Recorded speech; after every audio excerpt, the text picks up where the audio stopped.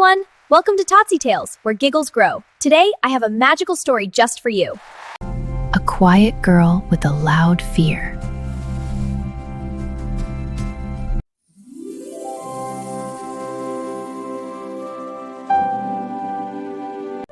Everyone in the room was staring at her. 9-year-old Amina stood frozen beside her desk, her fingers tightly gripping the edge, as if it were the only thing keeping her from floating away. Her teacher's voice was gentle, but the question felt enormous. Amina, would you like to read the next paragraph?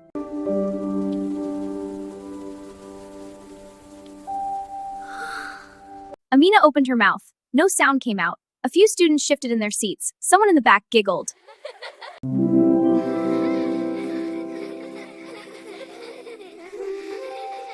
Her face turned warm, then hot. I can't, she whispered, and just like that, failure number 1. A quiet girl with a loud fear. Amina wasn't lazy. She wasn't careless. In fact, she was something quite extraordinary. She was a deep thinker.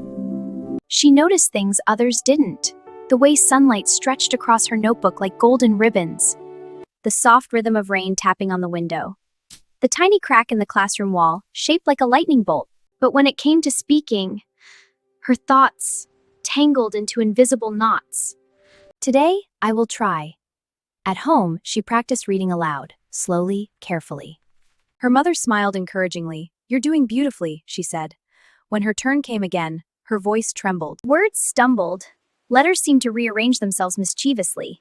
She stopped halfway. "I'm sorry." A week later, there was a small class presentation.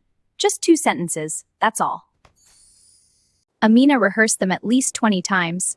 She even whispered them to her pillow before sleeping. But when she stood in front of the class, her mind went completely blank, like a chalkboard wiped clean. Nothing. Days passed. Amina tried raising her hand. She tried answering softly, but her voice disappeared. She tried reading, but the words blurred. She stopped again. One afternoon, during recess, she sat alone under a tree. The playground buzzed with laughter and movement, but around Amina there was a strange stillness. "I'm just not brave." That's when her teacher, Miss Sarah, approached. She didn't ask questions right away. Instead, she sat beside Amina and looked up at the sky. "Do you see those clouds?" Amina nodded. "They change shape all the time. Does that mean they're failing?" Amina blinked. "No, they're just changing." Exactly.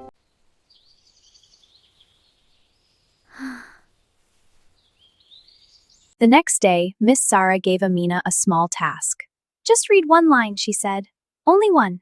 Amina's heart raced, but this time she didn't aim for perfection. She read. The sentence wasn't smooth, it wasn't confident, but it was complete. A tiny victory. Later that week, she tried again. She stumbled over a difficult word, paused, almost stopped. But then, a school assembly was announced. Students could volunteer to speak. Amina's name wasn't on the list, but something her felt, not fearless, but curious. What if I tried just once more? On the day of the assembly, the hall was vast and echoing. Amina's hands trembled. A moment, she almost turned back. But then she remembered, not the failures, but the attempts. 10 times she had tried. 10 times she had not given up. She stepped forward. "My name is Amina," she began. A pause. No laughter. Just silence. She didn't stop. Not this time. And when she did, the room filled with applause. Not loud, not overwhelming, but warm, genuine. Was it perfect? No. Did she stumble? A little. But she finished. Those 10 failures, they weren't really failures. They were steps, invisible steps. Building courage, strengthening her voice, teaching her how to keep going, even when it felt impossible. Courage doesn't arrive all at once. It grows quietly. In the moments you try again after things don't go your way. I may feel scared, but I can still try. Did you have fun with the story? Zoom over and hit like, then subscribe to Totsy Tales, where learning is always an adventure.